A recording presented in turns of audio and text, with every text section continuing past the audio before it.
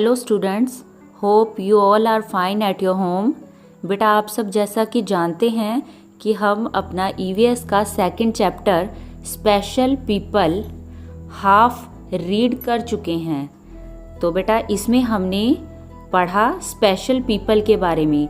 Special people जैसे कि जो हमारे घर में हमारे ग्रैंड पेरेंट्स होते हैं, दादाजी दादी जी, वो भी स्पेशल पीपल में आते हैं। और कुछ स्पेशल पीपल होते हैं जैसे जिनकी बॉडी में कोई प्रॉब्लम होती है, जैसे उनकी बॉडी का कोई एक पार्ट जैसे काम नहीं करता। जब सपोज़ कि उनकी कोई लेग है तो लेग नहीं चल रही है, किसी की कोई बाजू आर्म नहीं चलती है, और किसी की आइज़ जो हैं वो नहीं होती, किसी को सुनाई नहीं देता। तो ऐसे जो पर्सन होते हैं बेटा, तो हमने पढ़ा था कि उनको स्पेशल अटेंशन की ज़रूरत होती है, कि उनके जो कुछ काम होते हैं वो खुद नहीं कर सकते, उनको अपने काम करने के लिए किसी न किसी की हेल्प की ज़रूरत पड़ती है। तो आज बेटा हम पढ़ रहे हैं, उसी चैप्टर को आगे कंटिन्यू करते हैं, और इसका टॉपिक है ब्रेल। तो बेटा ब्रेल क्या है? ब्रेल बेटा एक सिस्टम है रीडिंग का और राइटिंग का, मतलब जिसके ऐसा सिस्टम जिसके थ्रू हम कुछ पढ़ सकते हैं या लिख सकते हैं। तो ये जो है सिस्टम, ये किन के लिए होता है? ये ब्लाइंड पीपल के लिए होता है, जिन लोगों को दिखाई नहीं देता, तो वो ये जो ब्रेल है इसका यूज़ करते हैं। ओके, तो कह रहे कि Braille is a system of reading and writing for blind people. कह रहे कि ब्रेल एक सिस्टम है जिसके थ्रू जो ब्लाइंड पीपल हैं वो या तो पढ़ते हैं या लिख सकते हैं। तो कह रहे the braille was invented by Louis Braille in 1824। ये जो ब्रेल सिस्टम था, ये लुइस ब्रेल ने इसको इन्वेंट किया था, खोज की थी। और उन्होंने कब की थी इसकी खोज? 1824 में। It is a series of raised dots on which a blind person moves his hands and reads। कह रहे कि ये एक सीरी होती है रेज्ड डॉट। रेज्ड क्या होता है? उभरे हुए, मतलब ऊपर को उठे हुए ऐसे dot. on which a blind person, की जो अंधे लोग हैं जिनको दिखाई नहीं देता, moves his hands and वो अपने हाथों को उसके ऊपर चलाते हैं, and reads और पढ़ते हैं। बेटा जैसे आपने देखा होगा कंप्यूटर, तो उसमें एक कीबोर्ड होता है, तो कीबोर्ड की जो कीज़ होती हैं वो ऊपर को उठी हुई होती हैं ना, रेज्ड। तो इस टाइप से ही वो होता है। उसमें क्या होता है कि कुछ डॉट्स लगी होती है, बिंदु, जैसे single dot, double dot, triple dot, इस टाइप से। तो वो डॉट के थ्रू वो लैंग्वेज को समझते हैं और फिर उसको रीड करते हैं या फिर उसको राइट कर सकते हैं। तो कह रहे Braille writing is done on a machine. ये जो ब्रेल राइटिंग होती है ये एक मशीन पे की जाती है, कॉल्ड ब्रेल राइटर। उसको क्या कहते हैं? Braille writer. तो बेटा देखो कि जैसे जो जिन लोगों को दिखाई नहीं देता, तो अब अगर उन्होंने पढ़ाई करनी है तो वो कैसे करेंगे? अब जैसे आप हो, आप देख सकते हो, आप बुक में क्या लिखा है, अल्फ़ाबेट, वर्ड, सेंटेंस, उनको समझ के उनको पढ़ सकते हो। मगर जो ब्लाइंड पर्सन होते हैं तो उनको जब वो दिखाई ही नहीं देगा तो वो उसको कैसे पढ़ेंगे, और जब वो पढ़ ही नहीं सकेंगे तो वो उसको राइट कैसे करेंगे? तो इसके लिए ये जो लुइस ब्रेल हुए, उन्होंने ऐसे लोगों के लिए, ब्लाइंड पीपल के लिए ये एक सिस्टम निकाला, ब्रेल। तो जिसकी हेल्प से जो ब्लाइंड पर्सन थे वो भी पढ़ने के काबिल हो सके।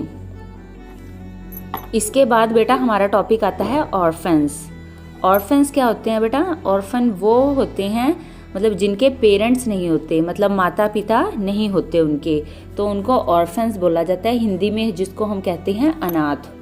तो कह रहे कि sometimes some children lose their parents, कि कहते कई बार ऐसा होता है कि कुछ बच्चे होते हैं जो अपने पेरेंट्स को लूज मतलब खो देते हैं। They are known as orphans, उनको ऑर्फन्स बोला जाता है, मतलब अनाथ।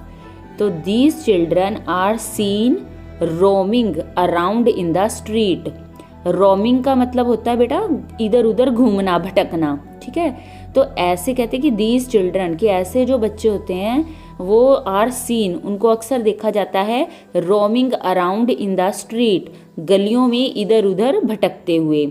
तो कह रहे they also need special care, ऐसे बच्चे जिनके पेरेंट्स नहीं होते तो उनकी देखभाल कौन करेगा, तो उनको भी क्या है स्पेशल केयर की ज़रूरत होती है। There are many special homes, उनके लिए कहते हैं कि कुछ स्पेशल होम बनाए जाते हैं, आर कॉल्ड ऑर्फेनेज, तो उनको क्या कहते हैं ऑर्फेनेज बोला जाता है। तो उसमें वो बच्चे जो हैं वो रह सकते हैं। कह रहे कि for such children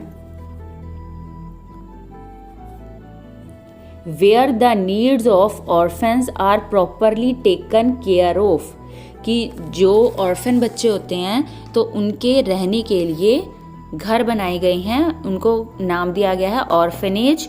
means to से कि हम हिंदी में उसको बोलते हैं अनाथालय, कि ऐसे बच्चे कि जिनके पेरेंट्स नहीं होते तो उनको उसमें रखा जाता है और उनकी जो प्रॉपर केयर है वहाँ पे की जाती है।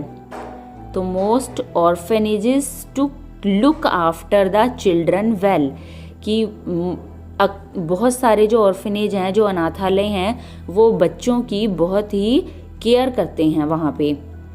तो कह रहे these centres give them food, वे उनको खाने के लिए फूड खाना देते हैं, भोजन, पहनने के लिए क्लोथिंग कपड़े देते हैं, एंड शेल्टर रहने के लिए घर देते हैं।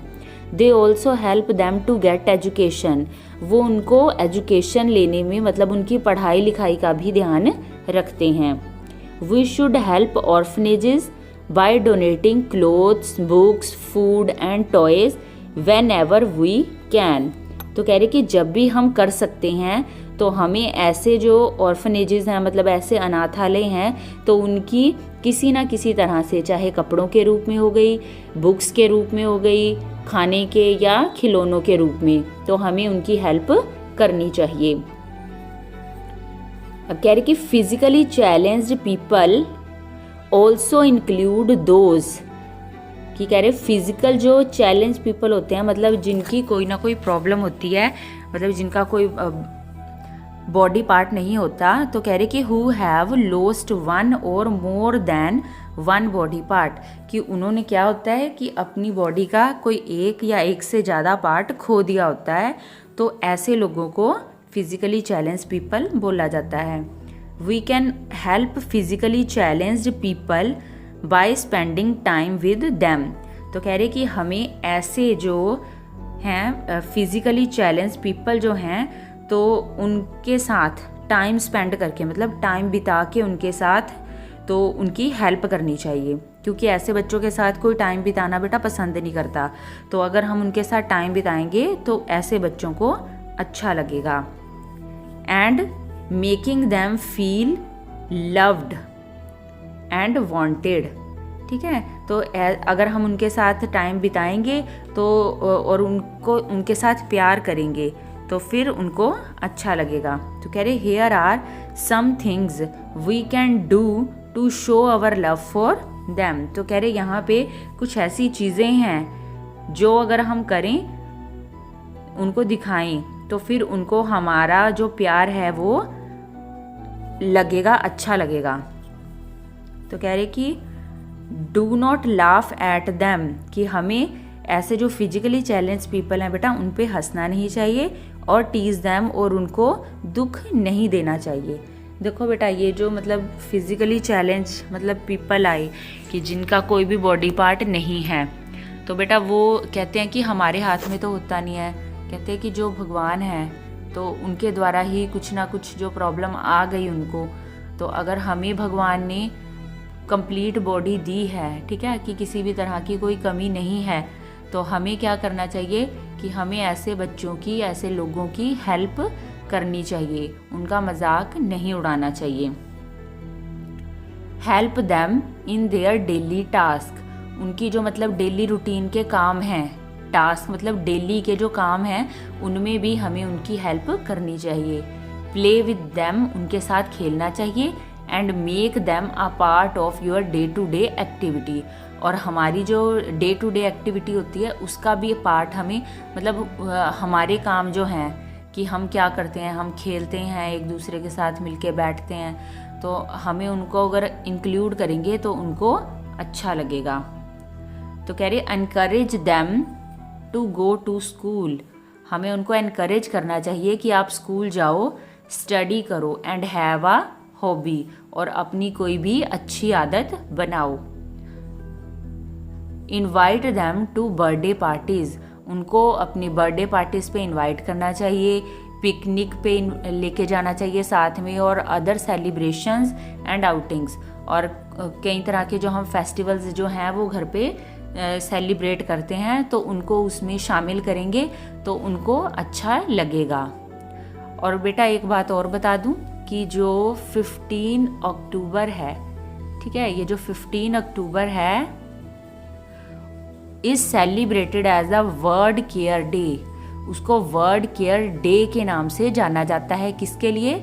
फॉर ब्लाइंड पीपल, कि जो देख नहीं सकते, तो उन लोगों का एक डे मनाया जाता है 15 अक्टूबर को वर्ल्ड केयर डे के नाम से, कि हमें ऐसे लोगों की केयर करनी चाहिए। तो बेटा क्या है कि हमें कभी भी किसी का भी मजाक नहीं उड़ाना चाहिए। अगर भगवान ने हमें शक्ति दी है, पावर दी है, तो हमें दूसरे लोगों की, कि जिनमें कोई ना कोई वीकनेस है, कोई कमी है बॉडी पार्ट में, वो अपना काम खुद नहीं कर सकते, तो हमें उनका मजाक नहीं उड़ाना चाहिए बल्कि उनकी हेल्प करनी चाहिए। ठीक है बेटा, ओके।